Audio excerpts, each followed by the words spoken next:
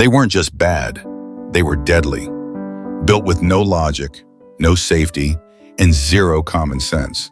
Some couldn't stop, others couldn't steer. A few just fell apart. These 12 cars were so stupid, it's a miracle anyone survived. You've never seen anything like this, and once you do, you'll wish you hadn't. The 1973 Ford LTD Country Squire, especially when equipped with the monstrous 460 cubic inch V8, was the kind of vehicle that looked like safe suburban normalcy, but hid real danger beneath its wood-grain vinyl facade. Ford marketed it as the ideal family cruiser, a rolling living room with room for kids, groceries, and the American dream. But in practice, it was a dangerously outdated engineering relic, dressed up like a station wagon, but driving like an underbraked freight train with heat stroke. At nearly 5,300 pounds curb weight, the LTD Country Squire was massive even by the standards of the early 1970s. The addition of the 460 V8 only made it worse. While that engine was capable of over 370 lb-ft of torque, by 1973 emissions regulations had already choked it down to less than 220 horsepower in some states. That meant it had just enough muscle to get going fast, but nowhere near the braking capability to stop in time. The power brakes were barely up to the task. Long downhill stretches caused terrifying fade, and more than one owner reported having to stand on the pedal with both feet to get it to slow from highway speeds. Combine that with the vague steering and ancient leaf spring rear suspension, and this car did not respond well to sudden maneuvers. In fact, it didn't respond at all. It wallowed, tilted, and skidded like a capsizing barge. Worse still, the 460 was known for brutal heat soak. Even in colder climates, drivers dealt with frequent overheating, especially in traffic or when hauling passengers and luggage. The massive radiators struggled to cool the huge motor, particularly in early 73 models with smog gear that robbed airflow and efficiency. On hot summer days, cabin temperatures could soar to near unbearable levels, thanks to poor insulation and glass-heavy design. And unlike modern vehicles, these wagons had little in the way of proper ventilation. The climate control system often failed to keep pace, and in stop-and-go traffic, it turned the car into a slow-cooking, family-size oven. The build quality was another cruel joke. Many of the cars shipped with misaligned doors, rattling rear windows, and weak seat mounts that bent under heavy use. The heavy rear leaf springs were known to crack under full load, a critical failure for a car marketed toward families taking long summer trips with kids, luggage, and often a full cargo of camping gear or trailer attachments. Once the suspension gave out, the handling went from poor to catastrophic. It wasn't uncommon for the back end to squat so low it scraped speed bumps and driveway lips, sending sparks under the body, and on more than one occasion, rupturing the already vulnerable fuel tank straps. Safety? Nearly non-existent. Most Country Squires came with only lap belts for front passengers and absolutely no headrests or crumple zones. The dashboard was an enormous slab of metal, decorated with shiny chrome knobs and protruding controls that turned into shrapnel in a crash. Several owners recounted collisions where children were flung into the dashboard or front seat, causing serious injuries even at low speeds. The combination of a rearward-facing third-row seat, a novelty then, and rear glass that could shatter inward added an extra layer of risk. In rear-end crashes, there was very little protection for any passengers sitting in the fun seats. And yet, the car was everywhere. Ford sold them by the thousands. And for many suburban families, this was the car they drove across the country, and sometimes into a ditch. One former owner recalled, "It overheated in winter and couldn't stop in summer. We carried jugs of water in the back seat and kept a calendar to track brake jobs." In the end, the 1973 LTD Country Squire with the 460 V8 symbolized everything wrong with American automotive excess at the time. Bloated, under-engineered, and barely manageable. It tried to combine muscle, luxury, and practicality, and ended up delivering none of them reliably. The result was a car that looked like a vacation but drove like a disaster. A glorified hearse for the American family's misplaced trust in size over safety. The 1965 Dodge A100 van is a vehicle that almost defies belief when examined through a modern lens. Introduced as part of Dodge's effort to offer a compact, utilitarian van in the growing forward control market, the A100 promised simplicity, versatility, and economy. What it delivered was something else entirely: a box on wheels with almost no safety engineering, virtually no sound insulation, and an interior layout that put your femurs and your fate in the same crosshairs. The A100's design was innovative, yes, but dangerous in ways that only became clear after people started driving it. In true forward control fashion, the driver and front passenger were perched directly above the front axle. But unlike a cab-over semi, there was no reinforced steel frame surrounding them. There was no bumper worth mentioning, no structural bulkhead, just a thin metal nose cone and a few bolts between the human body and oncoming traffic. The legs of the driver extended directly into the crumple zone, if you could call it that, with the firewall just inches ahead. A mild fender bender could rearrange your knees, hips, or lower spine. A front-end crash at 40 mph, catastrophic. An A100 driver was essentially the first point of contact in any accident. The steering column, a solid steel rod with no collapsible design, pointed straight into the driver's chest like a Roman pilum. In even a moderate head-on collision, the wheel could punch straight into the ribcage, while your legs were jammed backward into the seat frame. Safety belts were rudimentary at best, often optional, and even when installed, offered little protection when your body had nowhere to go but into the dashboard, which itself was a slab of sharp-edged painted metal, studded with rigid toggle switches and knurled knobs. Then there was the engine, a thumping inline-six or small V8 stuffed directly between the two front seats. To save space, Dodge placed it under a metal doghouse that rose up from the floor between the driver and passenger, covered in little more than a thin layer of sound deadening and a vinyl mat. In theory, it was a clever way to maximize space in the short wheelbase chassis. In reality, it turned every drive into a cookout. That doghouse radiated heat like a charcoal grill. On hot days, it became unbearable. On cold days, it still roasted your legs while offering no real warmth to the rest of the van. The constant mechanical noise, valve clatter, fan whoosh, and exhaust drone made conversation nearly impossible. Driving the A100 wasn't just tiring, it was physically punishing. But the real nightmare came with the ride and handling. The A100 rode on leaf springs and a straight front axle, the kind of suspension you'd expect under a horse trailer, not a vehicle carrying children or work crews. With virtually no weight over the front wheels when empty, steering was vague and floaty, and the short wheelbase only exaggerated its nervousness at speed. Crosswinds on the highway could blow the van across lanes. A pothole could bounce it a foot sideways. Hard turns induced stomach-lurching body roll, and the brakes, old-fashioned drums on all four corners, faded quickly under repeated use, especially on long downhill grades. Many A100s were bought by families, small business owners, electricians, or tradesmen, people who expected a reliable, practical vehicle for daily use. What they got instead was a fragile, top-heavy tin can with bad visibility and zero crash protection. Children often sat in the cargo area with no seats or restraints. Carpets and paneling were thin or non-existent, and sharp metal edges were everywhere. In the event of a crash, tools and loose equipment in the back could become lethal projectiles. And let's not forget the basic, often unreliable electrical system, with fuses that failed, lights that dimmed, and starters that sometimes refused to engage on cold mornings. Owners told grim stories, passed down like ghost tales. I hit a deer doing 35, totaled the front end, and tore up my legs so bad I couldn't walk for weeks.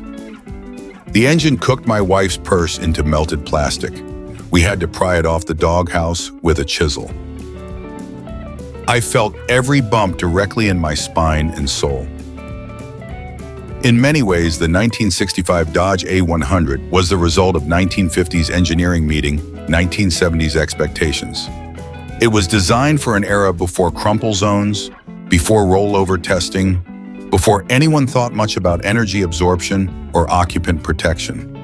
It didn't just lack modern safety features, it was built in an age when those concepts were still seen as luxuries, not necessities. And yet Dodge sold them by the thousands, often to customers who didn't know any better or who accepted the risks as the cost of utility. Today, the A100 has achieved a kind of cult status among collectors and custom van enthusiasts.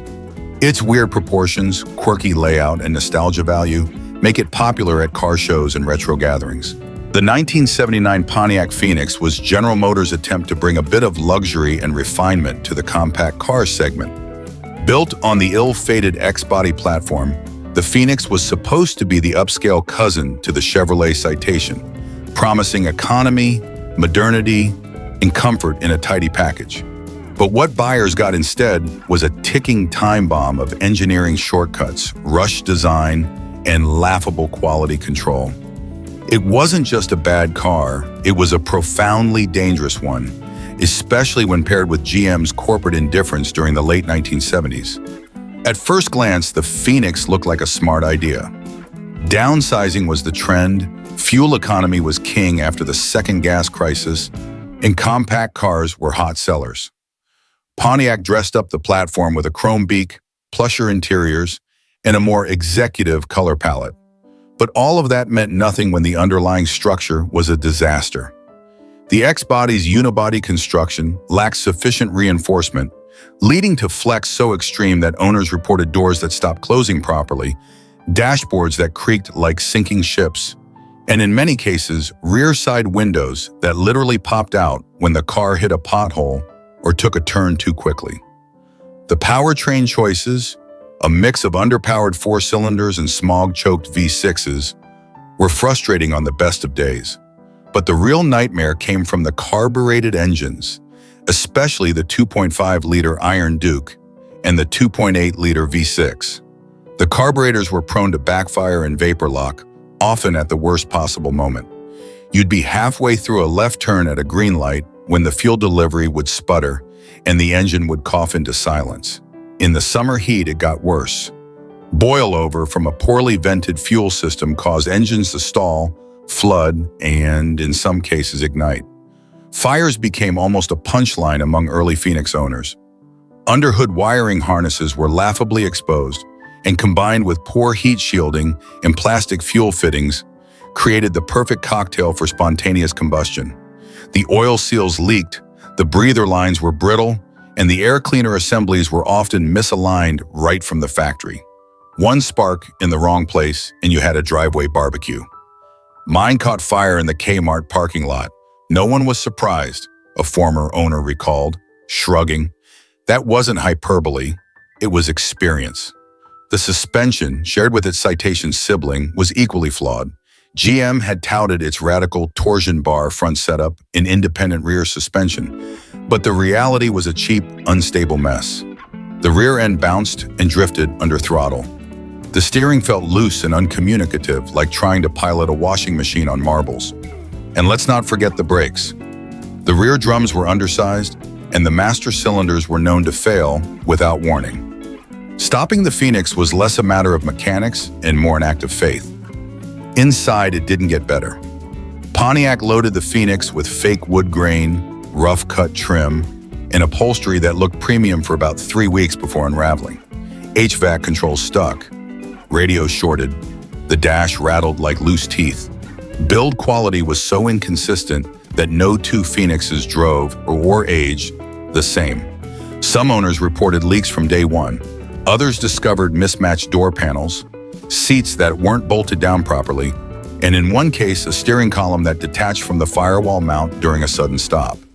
And all this was wrapped in a body that rusted in real time. Oh man. GM's paint and primer quality in the late 70s was at rock bottom, and Phoenixes were particularly notorious for bubbling fenders, floor pan corrosion, and trunk wells that filled with water after a rainstorm. Underneath, spot welds failed, body seams split, frame mounts shifted. The car didn't just degrade, it disintegrated. It's telling that the Phoenix name was never used again after the X-body scandal burned through GM's reputation. Despite being a name associated with rebirth and resilience, this Phoenix crashed and burned, literally before it ever had a chance to rise. It stands today as a symbol of the malaise era's worst instincts: cost-cutting over craftsmanship, marketing over engineering, and speed to market over safety or reliability. For those unlucky enough to own one, it was a daily reminder that sometimes less truly is less safe, less reliable, and less likely to get you home without a tow or a fire extinguisher. The 1979 Pontiac Phoenix was not just a failure, it was a rolling hazard, a compact car that compacted itself. The 1988 Eagle Premier was supposed to be AMC's swan song, a forward-thinking, European-influenced executive sedan meant to compete with the likes of the Ford Taurus and Chevy Celebrity, and even take on the Germans in refinement. But what arrived instead was a case study in over-engineering, mismatched intentions, and the pitfalls of corporate limbo. Born from a strained partnership between American Motors and Renault, and launched just as Chrysler was absorbing AMC, the Premier was less a luxury car and more an orphan from two worlds that didn't speak the same language, figuratively and literally. Underneath its sleek, Giugiaro-penned exterior lay a powertrain and chassis setup that made even seasoned mechanics wince. The engine, a 3.0-liter PRV V6 developed jointly by Peugeot, Renault, and Volvo, was jammed in sideways under the hood in a layout that made basic maintenance nearly impossible. Spark plugs, sensors, belts, all buried behind layers of plastic, vacuum lines, and components designed with metric and imperial fittings alike. The motor was clattery, unrefined, and prone to overheating, especially when the cooling fans, controlled by one of several temperamental ECUs, decided to nap on the job. Electrical gremlins were omnipresent. The wiring harnesses, built by Renault, were infamously brittle and poorly insulated. Headlights flickered, dashboard lights dimmed, and in one particularly harrowing recall, a short circuit could trigger the starter motor while the key was out of the ignition. Windows got stuck halfway. The digital climate control, a cutting-edge gimmick at the time, was housed in a fragile center stack with buttons so thin and brittle that even light pressure could cause them to crack or fall into the dash. "One pothole and half your HVAC controls fell out," said one owner who'd had enough after just 2 months. That wasn't a joke, it was reality. The transmission, a 4-speed automatic built by ZF, would lock up, delay shifts, or fail entirely, and usually without warning. The electronic control module that governed it was known to misfire signals during sudden throttle inputs or gear changes, leaving the car stuck in limp mode or stuck altogether. More than one driver reported the gear selector jamming mid-turn, with the Premier coasting to a confused halt in traffic. It wasn't just inconvenient, it was dangerous. Driving dynamics, meanwhile, were a strange blend of stiff French handling and American softness. The suspension, derived from Renault's 25 chassis, offered decent grip on glassy roads, but took potholes like an unbraced shopping cart. The rear end would bottom out with passengers aboard, and the bushings wore out so fast it felt like AMC had sourced them from a rubber band factory. Steering was vague, braking inconsistent, and under heavy acceleration, the entire front end would lurch sideways like a confused giraffe on roller skates. The interior was a cruel joke played on drivers expecting anything resembling luxury. Sure, it had a digital dash, when it worked, and sure, it had power everything, until it didn't. The plastic trim was so thin it warped in sunlight, peeled in the winter, and cracked if you looked at it wrong. Door handles broke in your hands, ashtrays fell out. The glove box would open on hard right turns and close with a thunderous slam that startled passengers. "The only thing Premier was how fast it fell apart," said a mechanic in Michigan who refused to work on them after 3 came in during 1 week, all with unrelated but equally catastrophic failures. And then there was the parts support, because it was the offspring of Renault and AMC, 2 companies that disappeared from American showrooms in the late 80s. Even basic service items were impossible to find by the early 90s. Owners were left scavenging junkyards or importing parts from Europe that cost more than the car was worth. Perhaps the cruelest irony of all is that underneath the chaos, the Premier actually had a decent platform. Its stretched wheelbase and wide track would later form the basis for the Eagle Vision, Chrysler Concorde, and the entire LH platform of the 1990s.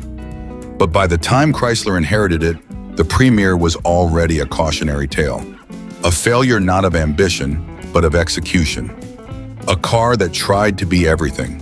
Euro sophistication, American comfort, modern design, and succeeded only in being spectacularly forgettable and consistently broken. Today, the 1988 Eagle Premier exists mostly in trivia games, junkyard footnotes, and the hazy memories of frustrated former owners. It was AMC's final gasp, Renault's final insult, and Chrysler's first cleanup job. A car born out of confusion and left to rot in it. The 1960 Renault Dauphine might be one of the most infamous examples of how not to introduce a European car to the American market. Sold as a stylish, economical alternative to Detroit's massive land yachts, the Dauphine came to the US by the hundreds of thousands and left just as quickly in plumes of steam with snapped axles and rusted floor pans.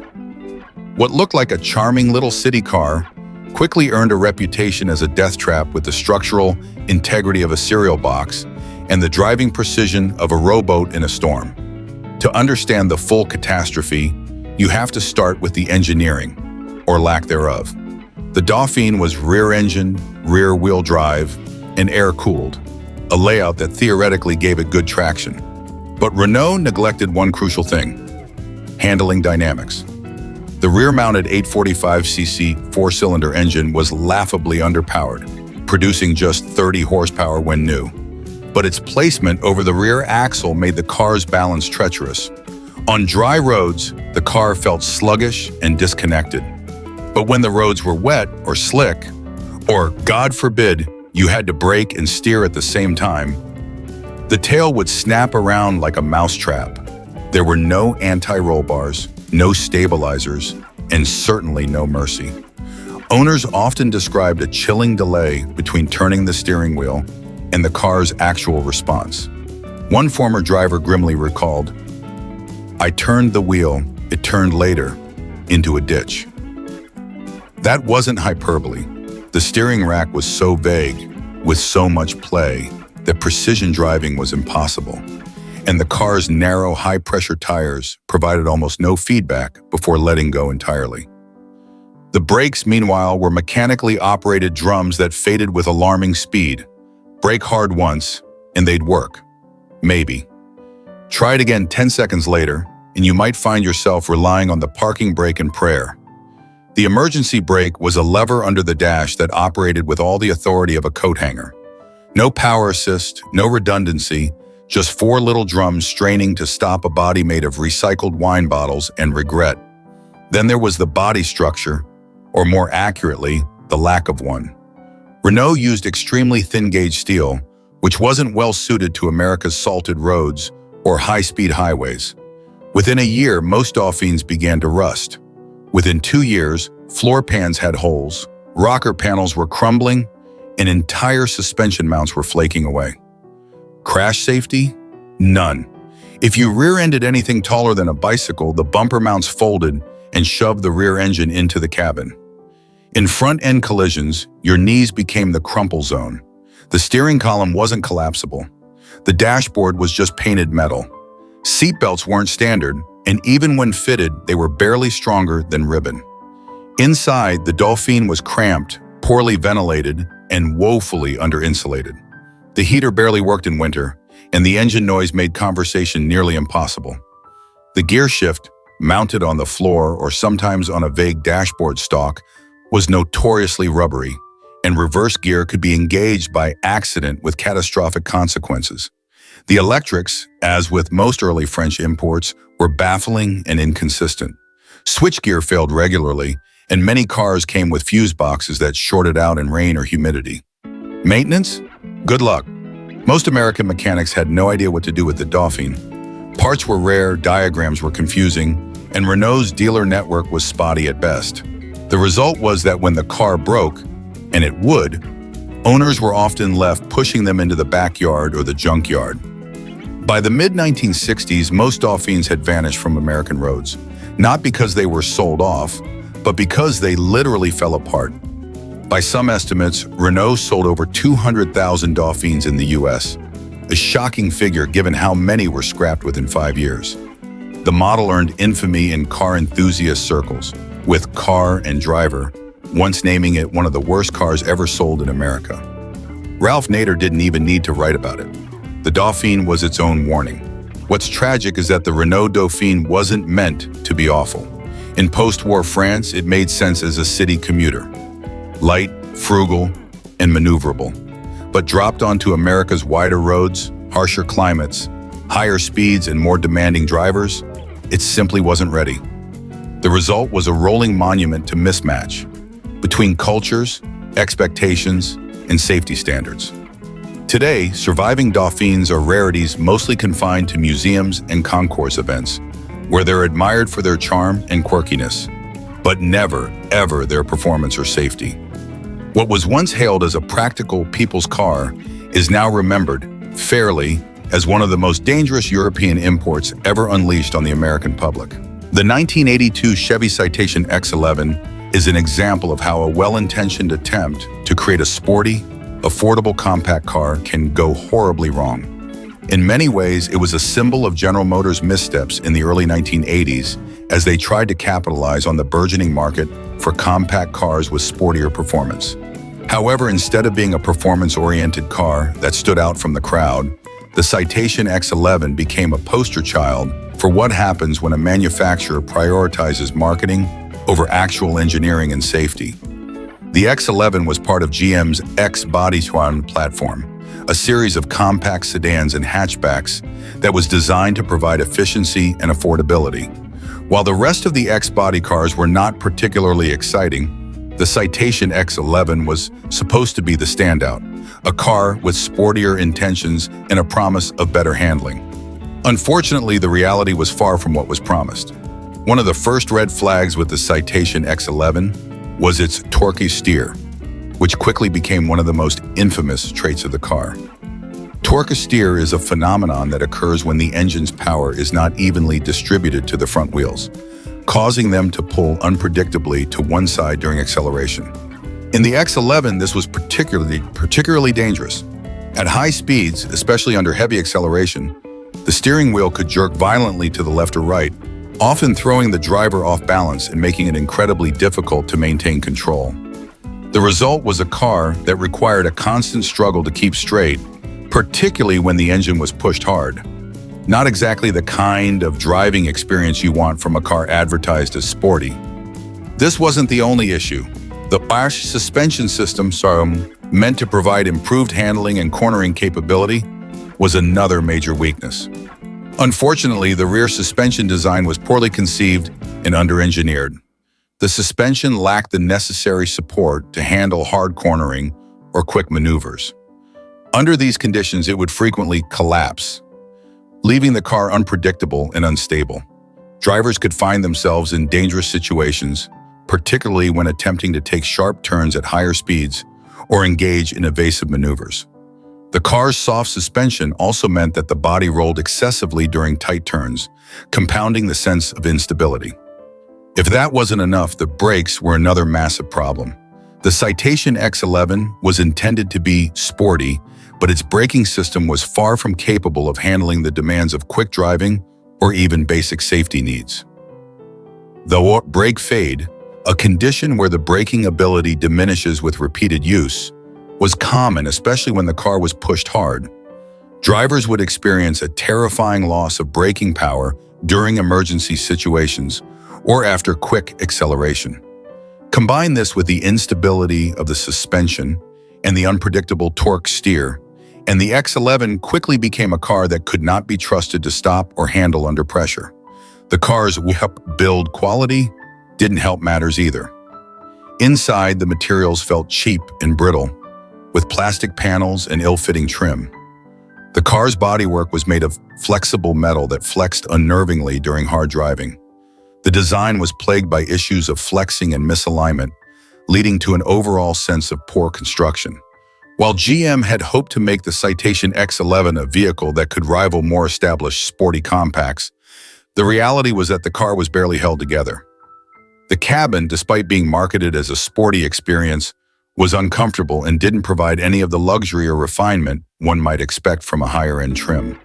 Rattles and squeaks were commonplace, and the fit and finish were not on par with what you'd find in a well-built vehicle. Mine caught fire in the Kmart parking lot, No one was surprised, one owner recalled, describing the somewhat inevitable outcome of driving a car that had more mechanical issues than it could handle.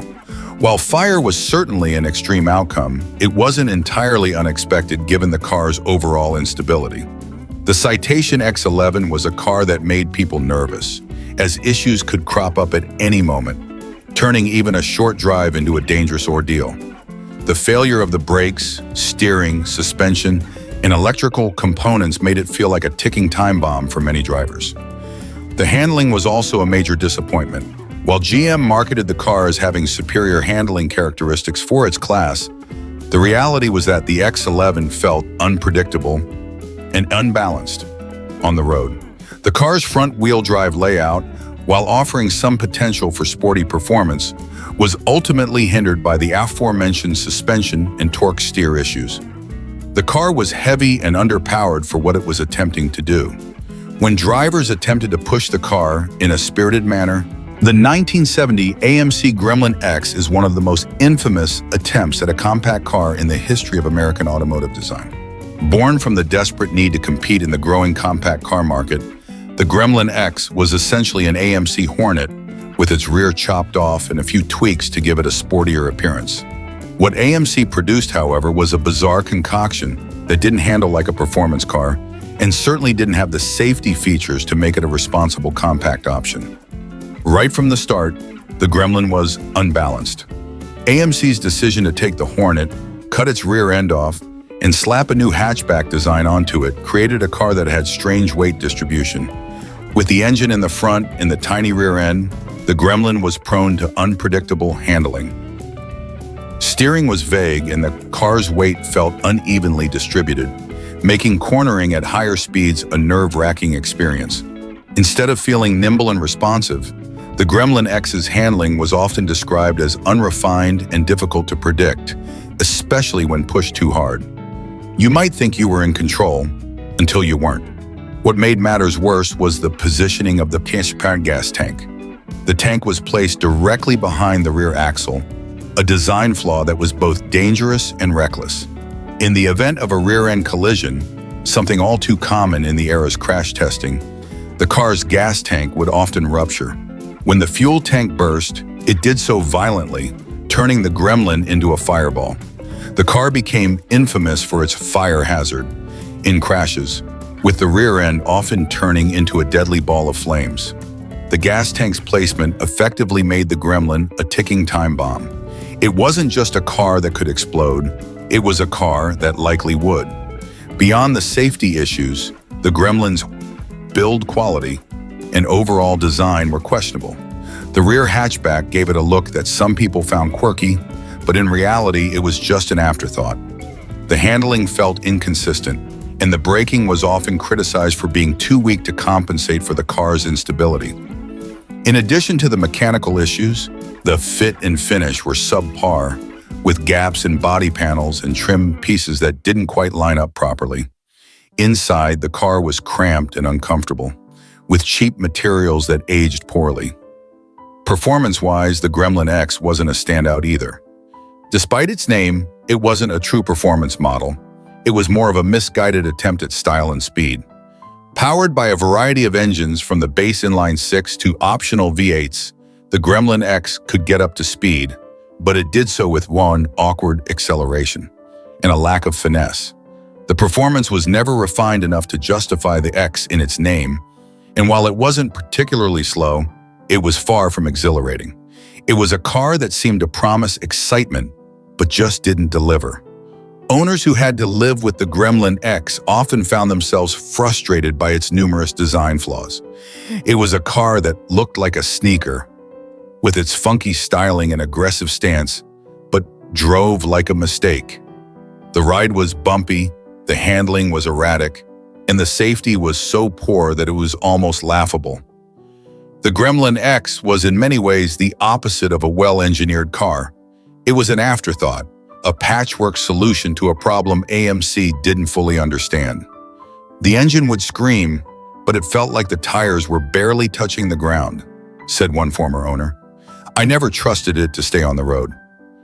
I loved how it looked, but it never felt right. And that was the Gremlin X's biggest downfall. It tried to combine quirky looks with a sporty attitude, but failed to address the crucial aspects of safety and reliable driving. It was a compact car that was more likely to bite back than perform well. In the end, it became an example of how managed style over substance can lead to a car that's remembered more for its flaws than for its appeal. While the Gremlin X has become a cult classic among those who appreciate oddball cars from the past, its dangerous design choices and poor handling make it clear that this was a car that tried to do too much, with disastrous results. Even with the passage of time, the Gremlin X remains a car whose reputation for poor safety and unpredictable behavior will forever be its legacy. The 1981 Peugeot 505 diesel is a prime example of a car that was utterly unsuited for the demands of its time. A vehicle that, despite its European origins and initially promising design, would soon reveal itself to be a monumental exercise in automotive frustration. The Peugeot 505 diesel was meant to be a practical family sedan, combining the sophistication of French engineering with the efficiency of diesel power.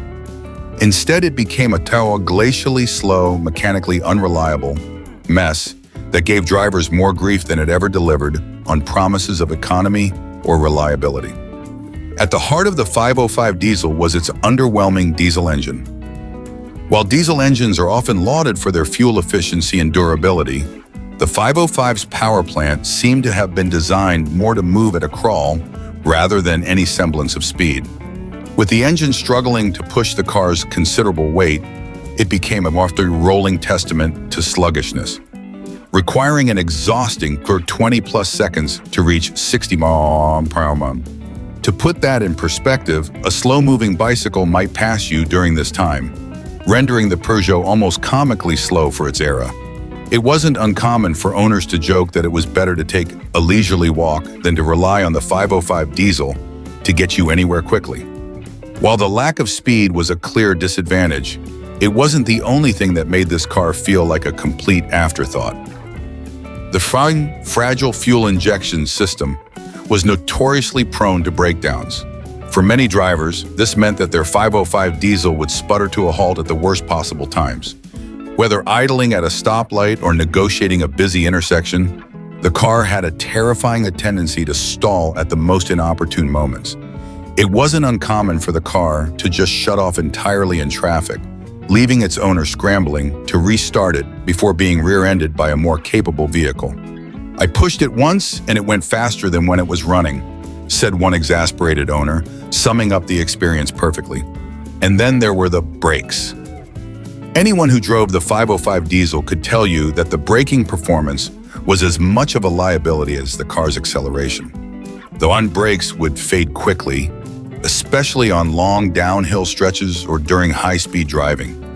The weight of the car combined with its underperforming engine and brake components created a perfect storm of dangerous handling characteristics.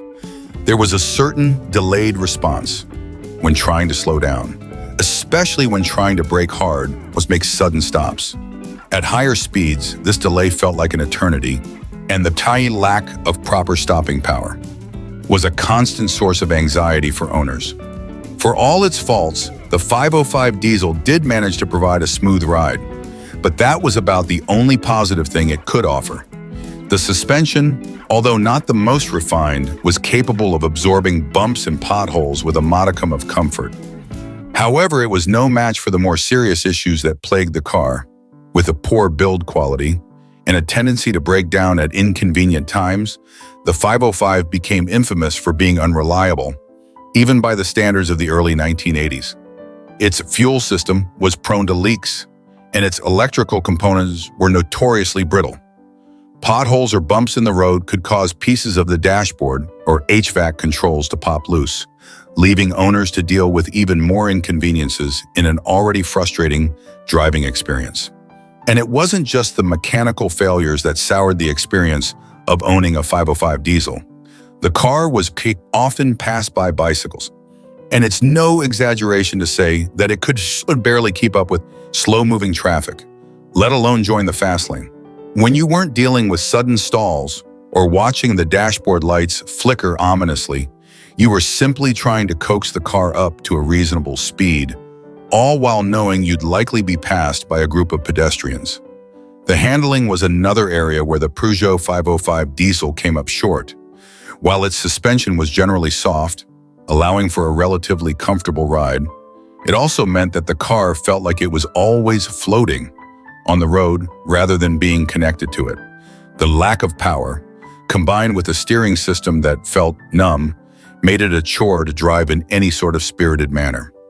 You could never really trust the car to respond in the way you wanted, and cornering at speed often felt like you were trying to steer a boat on land. Understeer was common, and braking was often a gamble. Perhaps the most damning aspect of the 505 diesel's legacy, though, was its unforgiving reliability.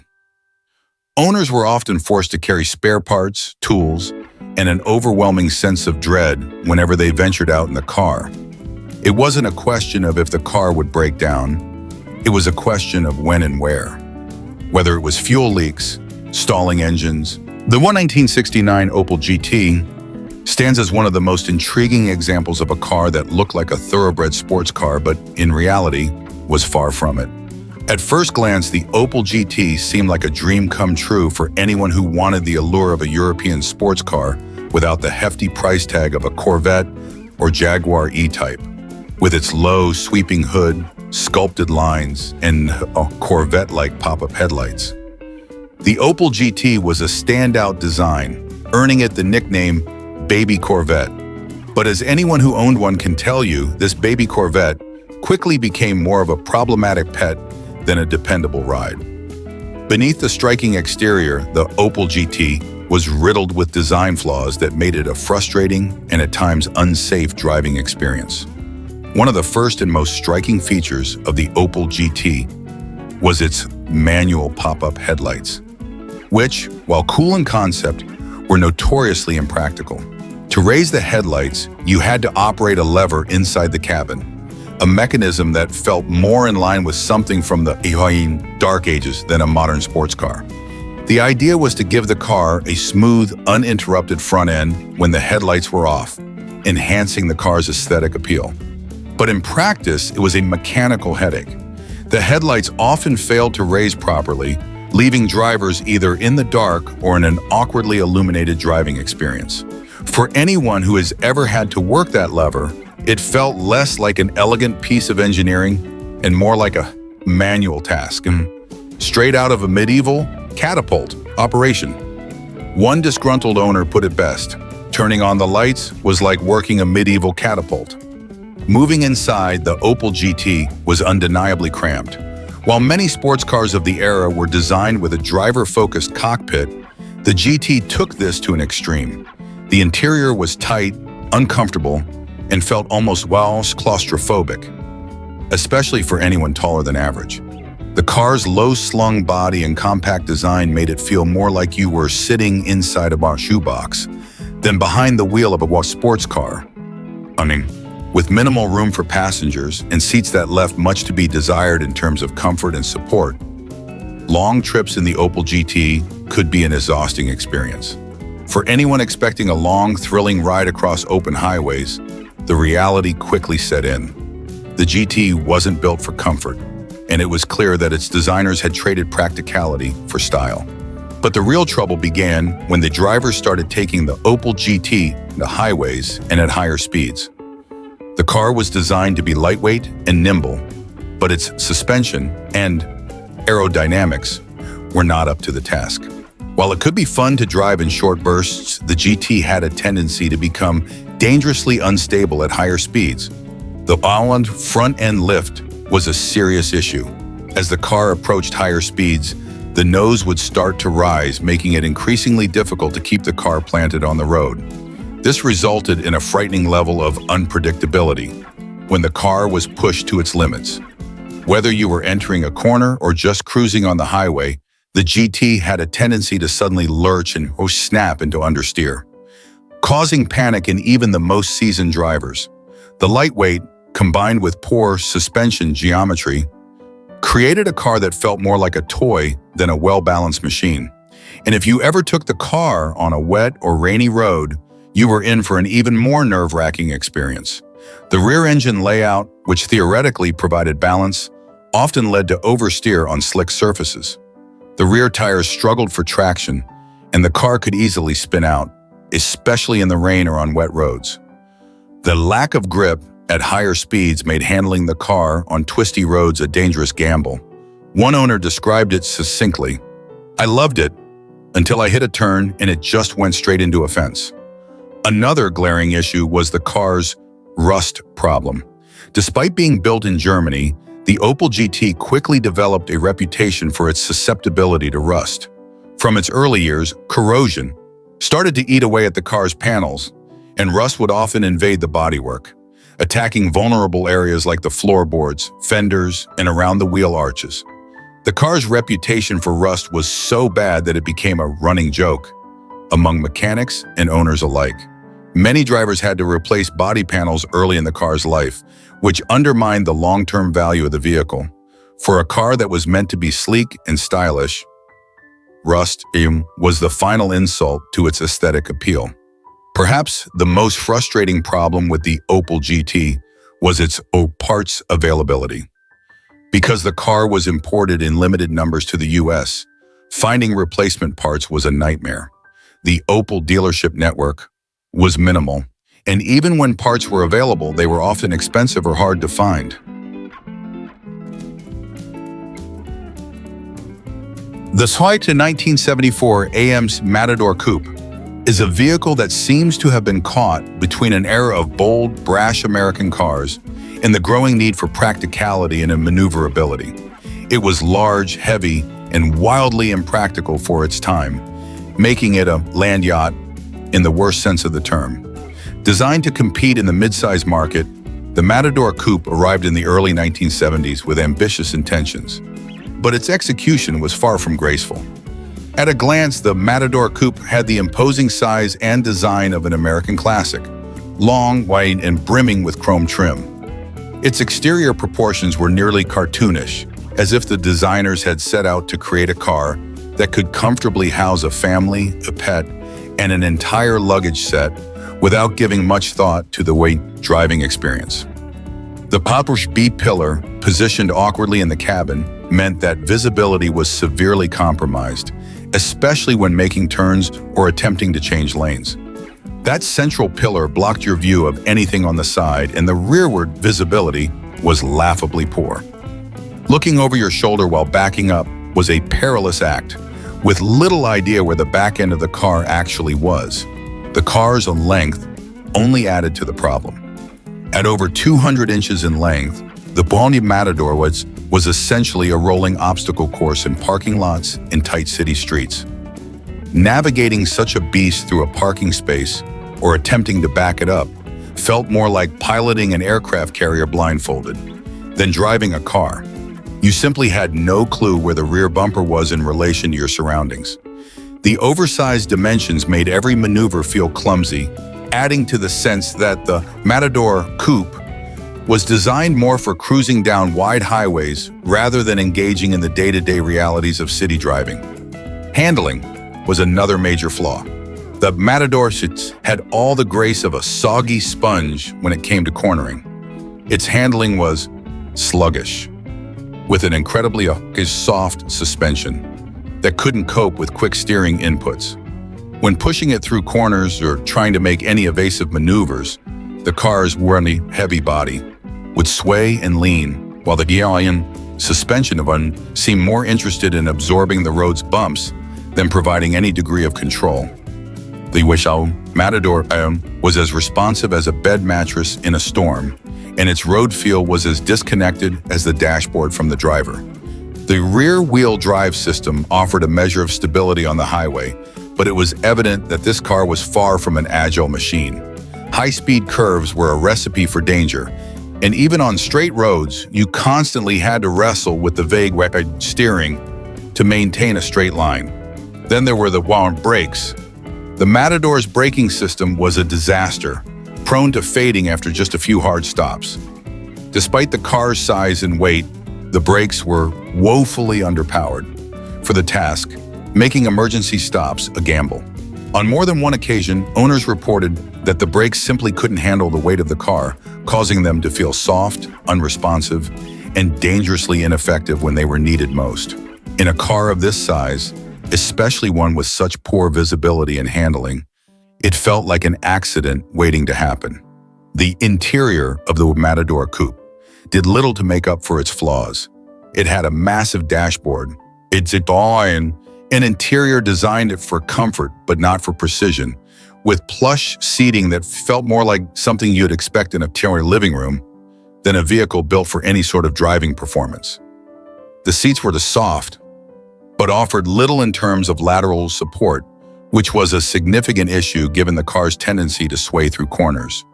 The materials used inside were standard for the era, with plenty of vinyl and hard plastics. But the overall quality and fit were inconsistent, contributing to an overall feeling of shoddiness in the cabin. While the Matador Coupe wasn't exactly a poor performer in terms of straight-line speed, it lacked any real finesse or driver engagement. Powered by a V8 engine, it could haul the massive body around, but the car was all muscle and no finesse. Acceleration was decent, but the car never felt nimble or responsive. It was a car built to cruise at high speeds on the freeway, not to handle tight turns or stop-and-go traffic. And given its size, even at freeway speeds, it always felt more like a ship than a car. In terms of safety, the Matador Coupe wasn't particularly bad for its time, but it did nothing to really stand out. The lack of crumple zones, along with the general lack of attention to driving dynamics, meant that in a collision, the car would offer little more than the bulk of its mass to protect its occupants. The Renault seatbelts were standard for the era, and there was nothing in the design that indicated the car was particularly prepared. The 1980 Dodge Mirada CMX was one of those cars that tried to ride the line between two worlds: the muscle car legacy of the 60s and 70s, and the emerging luxury trends of the 80s. It was meant to appeal to those who wanted a muscle coupe with a bit more comfort and style. What it delivered, however, was a confused amalgamation of mismatched elements in a car that seemed unsure of its purpose from the moment you started it. On the surface, the Mirada CMX was a striking car. It carried a design that, in theory, should have worked: a muscle coupe with aggressive lines and an angular front end, reflecting the popular style of the time. But underneath the hood, it was anything but aggressive. The car was marketed as having a muscle luxury appeal, but its gutless engine completely undermined that image. The available V8 engines were underpowered and sluggish, providing little excitement or performance. Instead of the visceral thrill of a muscle car, the Mirada CMX offered the kind of performance that left you longing for the horsepower that its look promised but didn't deliver. Mechanically, the car was an absolute disaster. One of the major issues with the 1980 Mirada CMX was its electronic ignition system, which was prone to failure. The system would often malfunction at the most inconvenient moments, leading to complete engine stalls at red lights, and sometimes not starting at all. This was a common complaint among owners, who reported that their Miradas would inexplicably cut out while idling, requiring multiple attempts to restart, a frustrating experience that felt less like a luxury car and more like a broken-down beater. But it wasn't just the engine that was a problem. The Mirada was plagued with odd electrical gremlins throughout, one of the most notorious being its automatic door locking system. The car's doors would sometimes lock on their own, trapping the driver inside. Imagine being stuck in your own car while trying to figure out why the locks decided to engage without warning. And if you were lucky enough to get the doors open, you still had to contend with a sunroof that was more like a water feature. Leaks during car washes were common, as the weather seals around the roof weren't up to the job. A leaky sunroof in a luxury coupe, not exactly the kind of detail that inspires confidence in the car's quality. The interior of the Mirada CMX didn't do much to save the car either. On paper, it was supposed to offer a level of comfort and sophistication, with plush seating and a more upscale design than your typical Dodge. But in reality, the materials used felt cheap, and the overall quality was subpar, with many owners reporting that their Miradas suffered from rickety dashboards, falling trim pieces, and an overall lack of refinement. The seats, although spacious, offered little in the way of support, which made long drives feel like a struggle. One of the major design flaws was how the car trapped drivers. In particular, the driver's seat didn't have much room to maneuver, and the door hinges weren't exactly smooth. There were reports of doors not fully opening, trapping the driver or passenger in place. Whether the design was just poorly executed or the quality control wasn't up to par, it didn't matter. What should have been a simple entry or exit became a moment of frustration, especially after a long day of driving. To make matters worse, the car's handling was as unrefined as the rest of its design. The suspension felt sloppy and the steering was vague, making even basic turns feel more difficult than they should have been. The Mirada CMX was heavy and not particularly nimble, so it couldn't manage the kind of sharp, precise cornering that one might expect from a muscle coupe. Instead of offering an engaging drive, it felt like you were navigating an underpowered luxury barge. All of these issues came together in a way that defined the 1980 Dodge Mirada CMX as a car that promised much more than it could deliver. It had a bold look, but beneath that exterior was a machine that was fundamentally unreliable and uncomfortable. It was trying to be both a muscle car and a luxury vehicle, but in doing so, it failed to be good at either. For those who owned it, the Mirada CMX became a source of frustration. Mine died at a red light, restarted, then locked the doors automatically. One owner recalled, perfectly capturing the essence of this ill-fated coupe. It was a car that, no matter how hard you tried to love it, was always there to remind you of how poorly it had been executed. The Mirada CMX stands as a cautionary tale of a car that tried to please too many masters and ended up failing to please anyone. The 1971 Buick Riviera boattail is one of the more curious and controversial entries in the history of automotive design. Its distinctive rear end, which earned it the boattail nickname, became an iconic part of Buick's legacy, a true standout in the world of luxury coupes. It was a car that seemed to embody the glamour and sophistication of its time, with a sleek, futuristic design and a sense of high-class motoring that made it stand out among the sea of standard luxury vehicles. But as often happens when form takes precedence over function, the boattail was more style than substance, leaving its driving dynamics to suffer in a way that made it more dangerous than it had any right to be. When Buick launched the 1971 Riviera, they were attempting to push the boundaries of automotive design, showcasing the brand's ability to fuse the luxury and martial performance. The boattail styling was a bold move with a sweeping rear that resembled the stern of a luxury yacht, which was meant to evoke images of elegance, class, and refinement. However, the gorgeous rear design came with severe compromises in terms of practicality and, more importantly, safety. While it was undeniably beautiful to look at, driving the car quickly revealed how these aesthetic choices came at the expense of the car's overall functionality. Perhaps the most glaring issue with the Riviera boattail was its terrible rear visibility. The sloping rear window, a crucial feature of the car's aerodynamic design, created a massive blind spot. The curve of the rear end, while visually stunning, severely limited the driver's ability to see what was happening behind them. This problem was compounded by the high rear quarter panels, which further obstructed the view when changing lanes or reversing.